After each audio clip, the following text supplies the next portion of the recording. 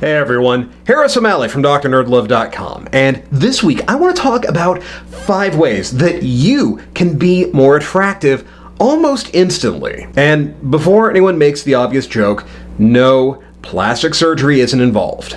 And neither is money. When we talk about being attractive, we tend to think of it in terms of being physically good looking. And while things like facial symmetry can make a difference, what we consider to be good looking is incredibly variable, and it's dependent on a number of factors that are completely outside of your control, ranging from the culture that we grow up in and the media that we're exposed to. There's a difference between being good looking and being attractive. People can be stunningly beautiful and have all the sex appeal of a block of wood. Meanwhile, there can be people who are not classically good looking or even ugly as sin and yet have an almost mystical level of sex appeal and desirability. Yes, come on.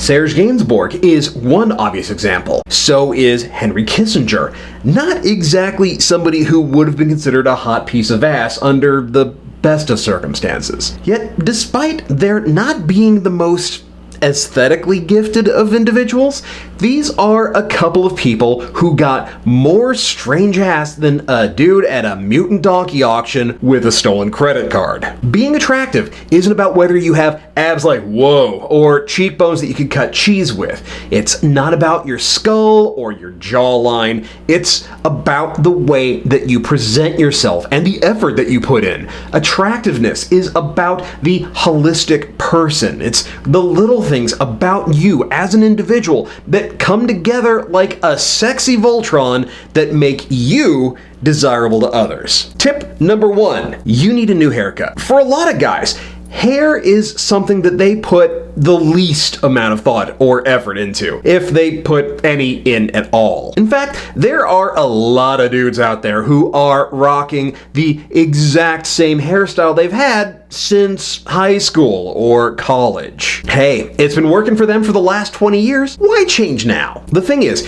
it's astounding how much a haircut can transform your face and how you look. It doesn't matter if you're one of the sexiest men alive when you've got that on your head, or that. And hey, remember when Justin Timberlake used to rock the top ramen look? Part of the problem is that a lot of guys don't understand how to get a good haircut. Most of us don't know how to ask for what it is that we want, or for that matter, how to describe it in a way that the barber or stylist would actually understand. As a result, you and the person cutting your hair may have 2 very different ideas of what it is that you're looking for. The easiest way to solve this problem is to bring visual aids. This is where sites like Pinterest or GQ or men's fashion blogs are your friends. Having a picture of the style that you're after downloaded onto your phone helps make sure that you and your barber both understand just what it is that you want. Of course, you need to make sure that you're going to someone good, and not gonna lie, that means being willing to invest a little. The Supercut Special really isn't gonna work. Of course, the other problem is that a lot of times we don't know what hairstyles will actually look good on us. Not every haircut is going to work on you. A good hairstyle will take things like your facial features, the texture of your hair, your hairline, even the shape of your head and face into account. A guy with a lot of curl or texture to his hair can't rock the same style as someone who has very thin, fine hair. The key here is to work with your stylist. They'll have a better idea of what's going to actually suit you and your hair and your face and what won't, and so the 2 of you can work together to find a style that will work. Incidentally, if you're going to have facial hair, you need to keep that sucker neat. Even if you're growing it out or you want to keep some length to it, having a barber trim it and shape it can make the difference between a beard to be proud of or a scraggly lumberjack nightmare. And pro tip, you need to shampoo and condition your beard, especially with a product specifically for beards. Beard rough is a thing. Tip number 2, you need to fix your style. I'm not gonna lie, most guys out there look god-awful. In fact, for most folks, style ultimately is something that happens to other people. And some guys are proud of that. How many times have you or someone you know said, I don't care about fashion, I just want something clean and comfortable? The problem is that comfortable almost always translates to too large. A lot of folks wear clothes a size or even 2 sizes larger than they should actually be wearing, especially if they're heavier than they'd like to be. The problem with this is that it makes you look sloppy and unkempt at best. If you do nothing else, if all that you do is get the right fit, then you will have nailed 90% of style. Clothes are supposed to flatter and support your body. Those loose fit or relaxed fit clothes are doing you no favors. All they're doing is just adding bulk and wrinkles and distorting your silhouette. You want nice, clean lines, not fabric piling up on itself or leaving you looking like you're swimming in your own clothing. But while fit is important, so are the clothes that you're actually wearing. A lot of time, they're boring at best and ugly at the worst. But the good thing is, it takes very little effort to be even just a little more stylish than everyone else around you. Now, this doesn't mean that you need to be rocking a suit or what have you 24/7. You can be more stylish than most people out there wearing just a button-down and jeans, as long as it's the right shirt and the right jeans. You can be as dressy or as casual as you want if you understand style. If you want to rock sneakers, for example, then don't wear your running shoes for when you're going out. You want to wear something simple and classic. Now, it can feel a little intimidating to start building a new style, especially when you don't quite know what to look for. And that's why it's really helpful to have references that you can crib from, at least at first. Pinterest is a great place for this, as are blogs like Primer. But don't forget to check what the stores are putting out in the windows or on the mannequins too. There is absolutely no shame in using those as your starting point when you're developing your style. And here is a quick style tip. Have one signature standout item and then build the rest of your outfit around it. A lot of guys think that cool stacks. Wear an awesome shirt and cool shoes and a badass jacket and all the accessories, and now you get to reap the cumulative cool points. In reality, all that happens is that they look like they're trying way too hard to be Johnny Depp, or that they let mystery pick their outfit. Pick one thing to stand out and let everything else be simple and classic. And hey, be sure to subscribe and leave a comment if you'd like to hear more about building your style, because there is a lot to cover here that really deserves its own episode. Tip number 3 is to nail your grooming. You want to know the number one thing that guys do that kills their attractiveness? They smell. You wouldn't think that this needed to be said, but holy hopping sheep some folks have never been acquainted with the concept that you need to not stink when you go out. Gentlemen, straight talk. Nobody, no matter how hot they are, is getting laid when they smell like they're smuggling fermented shark in their pits and pants. Don't believe me? Ask the women in your life how they feel about the fact that Brad Pitt never showers. Ever. What is it? For real, he just uses baby wipes. You're right. Smell is one of the most emotionally powerful of our 5 senses. It's tied to our memory and to emotional response, and it's going to have a direct effect on whether or not you get laid, ever. We associate smell with health and fitness and social intelligence because, hey, most of us recognize that we don't want to show up for work or a date reeking of stale sweat and boiled cabbage. But don't go too far in the other direction with cologne or aftershave. Walking around in a cloud of Axe and Drakkar is just gonna mean that women are gonna find a reason to be somewhere else. Anywhere else. Handy rule of thumb, people shouldn't be able to smell your cologne unless they're close enough to kiss. The same goes for your breath. If your breath could kill a camel at 10 paces, then no woman is ever gonna want to have your mouth anywhere near her face or any other part of her.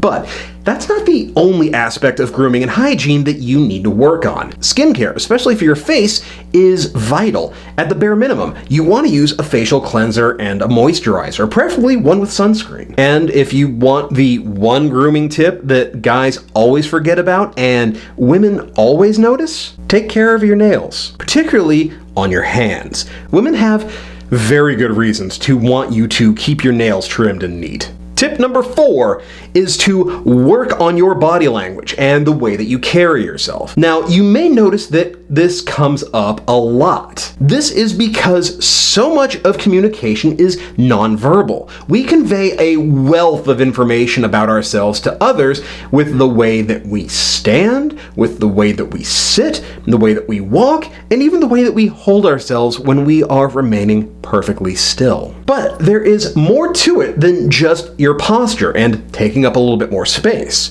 There's the way that we move and the way that we interact with others. How many times have you shaken someone's hand only to get the dead fish?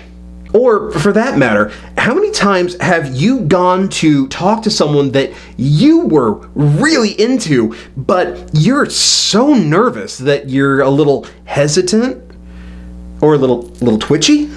This takes away from your attractiveness. Adorkable and shy is one thing, but a guy who seems to be 5 seconds away from a heart attack is another entirely. But this is something that you can fix. Like I said in a previous episode, the key to making changes to your behavior is to be more aware of it. The more that you can inhabit your body and be aware of how and why you're moving, the more you can move with purpose, even a little swagger. Now, there are a lot of ways to learn how to work with your body and how to learn to move with grace and precision. Studying martial arts is a great one, especially soft styles like Wing Chun or Jiu-Jitsu.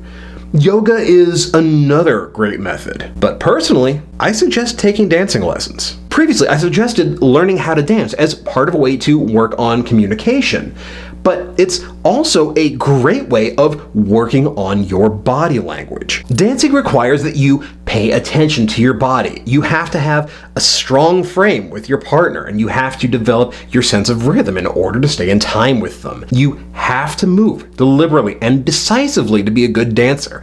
Any amount of wishy-washiness just muddles things and makes it that much harder for the two of you to stay in sync. You have to be more aware of your posture. You have to be aware of your distance from your partner, and you have to be aware of even tiny changes in their muscle tension. Not to mention, dance lessons help you feel more confident being physical with another person. If you're gonna do any form of, say, swing or Lindy or Latin dancing, you're gonna have to learn how to be comfortable getting in close with someone. And as a bonus, Latin dances like salsa and merengue mean that you have to loosen up and get your hips involved. Trust me, knowing how to move your hips is a good thing. Now, tip number 5 is a little different. You have to be willing to get out of your comfort zone. You have to be willing to challenge who you think you are and what you think you're capable of. Because these aren't just physical changes we're talking about. They're mental ones as well. A lot of folks, they know their style's not great or that their hair is a little but they don't feel like they can make those changes because, well, reasons. They want to wait until something else is different first. They want to lose weight or get ripped, or they want to wait until they've got a better job, or they've moved out of their current place and into a new apartment. But that's never gonna happen. No matter what milestone someone feels like they have to reach before they can make those changes, there's always going to be another thing that they're waiting for. Sure, you got that new job, but now you gotta save up a little bit first. You'll tell yourself that you're not the sort of person who could wear those clothes, or that you can't justify spending $40 on a haircut or paying for dance lessons. You'll tell yourself that, hey, you're fine, you don't like those guys who put so much effort into their appearance. But the truth is, those guys are exactly who you want to be. You're just afraid to let yourself even try. Because at the end of the day, the issue isn't whether you've reached this milestone or that milestone, it's the lack of confidence. You thought that the confidence would come with the achievement, but it didn't and it won't. It only comes from within. It's not about the idea that only certain people who have A or B or C can do X, Y, or Z. It's about feeling like you have permission to be the person that you want to be. It's about telling yourself that now you're allowed to be the attractive version of yourself. And if you're relying on external validation, the idea that you have to measure up to someone else's idea of who's cool and who's not, well, you're never gonna get there. So you need to stop waiting. You need to stop saying, well, that's what I'd wear if I were more confident, that's what I would do if I were more self-assured, and just start doing it now. Yeah, it'll feel weird at first. You'll feel like you don't deserve to look cool or to feel more attractive. You're gonna feel like you're faking it and that you're not fooling anyone. But you're not trying to fool people. You're not trying to pretend you're someone you're not. All you're doing is cosplaying as the hotter version of yourself. Getting out of your comfort zone means that you're not gonna wait for someday to do all the things that you want to do. You're gonna do them now. You're at the edge of that cliff, so it's time to jump. You'll learn how to fly on the way down. You're not gonna wait to build your self-confidence before you're allowed to be more attractive.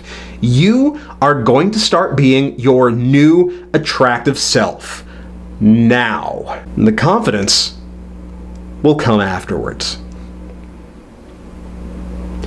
Hey, thanks for checking out my latest video. So, you've heard from me, and now I want to hear from you. Tell me about your success story and the way that you found your confidence and your style and the way that you became your most attractive self.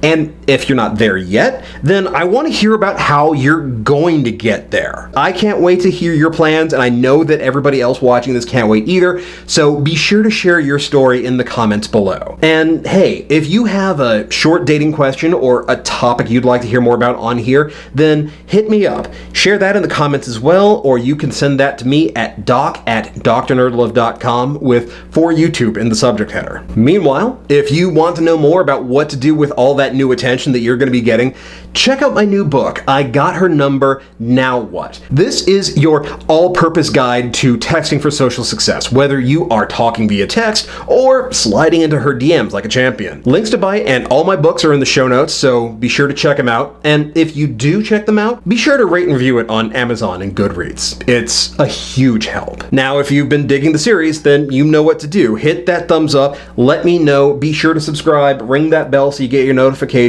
be sure to share it around with all of your friends. If you are getting a lot out of this, if you're really enjoying the series and you're finding that these videos are really helping, consider supporting the channel by becoming a patron at patreon.com/drnerdlove. Even $1 is a huge help. And as I'm always saying, I can't do this without the support of my patrons, so whether you have just joined me or whether you've been a patron from the beginning, I can't thank you enough, and your support means the world to me. Meanwhile, you can follow me on Twitter at @drnerdlove. Keep up with all the latest news by joining the Facebook page at facebook.com/drnerdlove. And as always, hit that logo to subscribe, check out my other videos, and I will be back with you next time with more about love, sex, and dating. Later.